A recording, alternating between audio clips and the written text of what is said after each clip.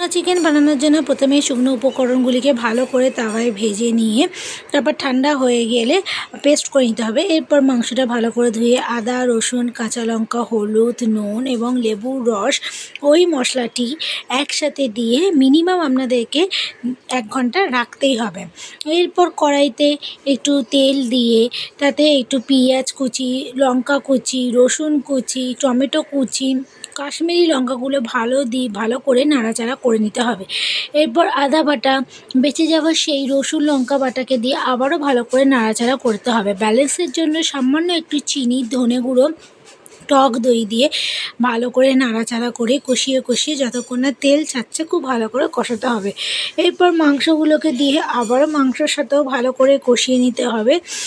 এরপর প্রয়োজন মতন জল, কারি পাতা দিয়ে একটু সেদ্ধ হওয়ার জন্য অপেক্ষা করতে হবে। উপর থেকে গরম মশলা ছড়িয়ে গরম সার্ভ